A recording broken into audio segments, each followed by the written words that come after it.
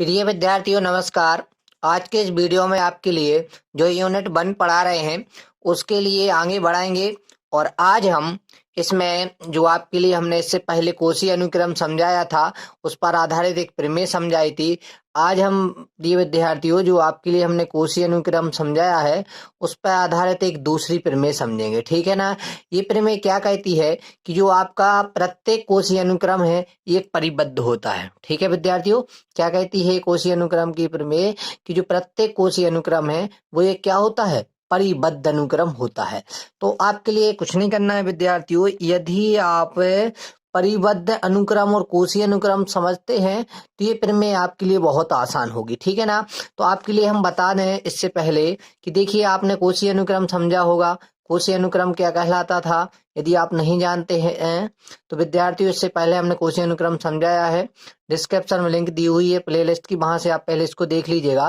तो जैसे एक अनुक्रम हम एसएन मान लें, दूसरा अनुक्रम हम एसएम मान लें, तो यदि हम पहले अनुक्रम में से दूसरे अनुक्रम को घटाते हैं तो ये आपका एप्सिलॉन 0 से छोटा होता है, ठीक है ना। ये होता है आपका कोशी अनुक्रम।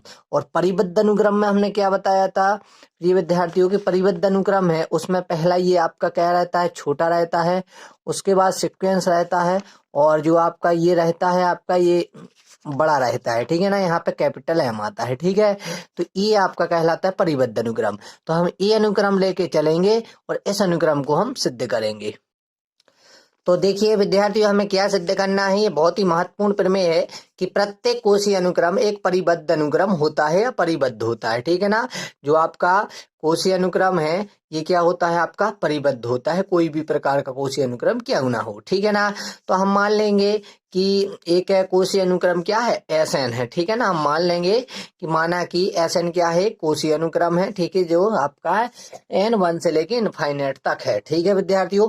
अब हम एक्चुअली क्या करेंगे, कोशी अनुक्रम की हम परिभाषा लगाएंगे। तो कोशी अनुक्रम की परिभाषा भी हमने आपके लिए बताई है ना, कि आप एस एन में से एस एम घटा दीजिएगा और ये किससे छोटा रहेगा, एप्सिलॉन से छोटा रहेगा, ठीक है विद्यार्थियों। देखिए यही बताई थी ना हमने आपके लिए कोशी अनुक्रम की परिभाषा, ठीक है, कि S n minus S m, ठीक है, और ये आपका एप्सिलॉन से छोटा रहेगा, ठीक है। तो हमें सिद्ध करना है क्या, एक परिबद्ध अनुक्रम की परिभाषा ये होती है, ठीक है, हमने आपके लिए बताई है, ठीक। तो हमें ये सिद्ध करना है, तो हम क्या करेंगे, जब हम मान लेंगे तो कोशी अनुक्रम की परिभाषा लगाएंगे। कोशी अनुक्रम क्या कहलाता है, पहले सीक्वेंस में से दूसरा सीक्वेंस घटाओ तो ये एप्सिलॉन से छोटा रहता है, ठीक है ना। कंडीशन रहती है कि ये जो एम एन है ये बिलोंग करते हैं एन नॉट से, और जो एन नॉट बिलोंग करता है वो क्या है आपका नेचुरल नंबर से कनेक्ट रहता है, ठीक है ना, उसमें अवयव रहता है उसका, ठीक है, बिलोंग करता है उससे। अब देखिएगा विद्यार्थियों हम क्या करेंगे, एक्चुअली जो आपका एस एन है और एस एम है यहाँ पे हम एक विशेष स्थिति लेंगे जहां पे ये एप्सिलॉन 0 है ना, एप्सिलॉन अकेला है ना, एप्सिलॉन एप्सिलॉन की जगह रखेंगे हम 1, और जो आपका एम है विद्यार्थियों एम की जगह रखेंगे हम एम नॉट, ठीक है ना। एम की जगह क्या रखना है, एम नॉट, एप्सिलॉन की जगह क्या रखना है, 1 रखना है, ठीक है ना। तो देखिएगा एक हमने ये विशेष स्थिति ली है जिस पर हमने एस एम की जगह एस एम नॉट रख दिया है और जो एप्सिलॉन था उसकी जगह 1 रख दिया है, ठीक है ना। तो बाकी सब सेम रहेगा, ठीक है, कंडीशन बदल जाएगी, एम एन की जगह आपका एम और एम नॉट हो जाएगा, ठीक। अब देखिएगा क्या करेंगे हम कि जो आपका 1 है, ठीक है, ये क्या है, आप छोटा है, चूंकि एक क्या है विद्यार्थियों छोटा है, तो हम क्या करेंगे इसके लिए, जहां ये आपका जैसे माइनस है तो इसमें से एक घटा देंगे और इसमें एक जोड़ देंगे, ठीक है ना, उससे अंतर कुछ नहीं आता है ना। एक जोड़ दो एक घटा दो तो बाकी सेम ही रहता है, तो इसलिए हम इसमें से एक घटा देंगे और इसमें हम एक जोड़ देंगे। देखिएगा किस तरीके से, देखिए हमने ये कर लिया, यहाँ पे एक एक घटा दिया और एक यहाँ पे जोड़ दिया, ठीक है। बाकी जो आपका सिक्वेंस था उसको हमने एजेटेड रखा है, सिक्वेंस को लिख दिया है हमने, एस एन मान लिया है, और जो आपका एस एम वन था है ना, एस एम वन उसमें से हमने क्या किया है कि एक घटा दिया है और एस एम वन में एक जोड़ दिया है। बाकी जो आपका ये था सिक्वेंस एस एन वो जहां का तहां रखा है, एजेट रखा है, ठीक है ना।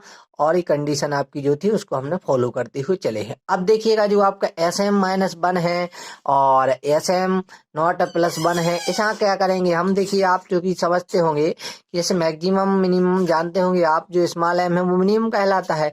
जैसे यहाँ पे एस एम माइनस 1 है तो S 1 S 2 S m minus 1 तक चले जाएगा ना, इसलिए ये जो वाला पक्ष है इसकी जगह हम रख देंगे स्मॉल एम, और ये वाला जो पक्ष है इसकी जगह रख देंगे हम कैपिटल एम, ठीक है। तो क्या बन जाएगा, small m sequence capital M, ठीक है ना, और ये आपकी कंडीशन रहेगी, ठीक है विद्यार्थियों, तो इस प्रकार आपने ये जब यहाँ पे वैल्यू रखी तो ये आपका सिद्ध हो गया। यही तो सिद्ध करना था ना हमें, कोशी अनुक्रम था जो, उसको हमें परिबद्ध बनाना था। ये परिबद्ध अनुक्रम की परिभाषा है, ठीक है ना। तो इस प्रकार ये प्रमेय हमने बहुत ही आसानी से सिद्ध कर ली है।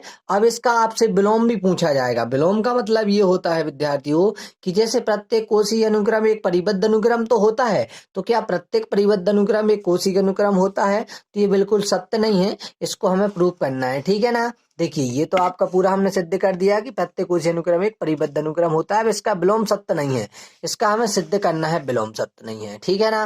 तो कोई एक उदाहरण ले लेंगे जो आपका कोशी अनुक्रम तो होगा लेकिन परिबद्ध नहीं होगा, तो हम कह देंगे भाई ये विलोम असत्य है।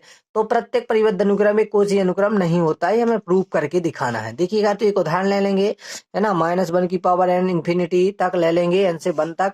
तो इसको करते जाओगे तो ये क्या रहेगा विद्यार्थियों, ये क्या रहेगा, परिबद्ध अनुक्रम तो है लेकिन इसको हम कोशी अनुक्रम नहीं बना सकते। इसलिए हमारा कहने का मतलब ये है कि अतः प्रत्येक परिबद्ध अनुक्रम एक कोशी अनुक्रम नहीं होता है, इति सिद्धम, ठीक है। तो इस प्रकार विद्यार्थियों हमने यूनिट 1 में ये आपकी 2 महत्वपूर्ण थ्योरम करवा दी हैं। अब जब हम इसका नेक्स्ट पार्ट लाएंगे तो उसमें आपके लिए यहाँ पे पढ़ाएंगे जो इसका अध्याय 3 है इस यूनिट के अंतर्गत, एकांतर श्रेणी, है ना, जो अल्टरनेटिंग सीरीज है, ये हम आपके लिए समझाएंगे, ठीक है विद्यार्थियों। तो इंतजार कीजिएगा नेक्स्ट लेक्चर का। ये लेक्चर आपके लिए कैसा लगा आप कमेंट में जरूर बताइएगा विद्यार्थी, ठीक है विद्यार्थियों। चलते हैं, फिर मिलेंगे नेक्स्ट वीडियो में, जब तक के लिए जय हिंद जय भारत।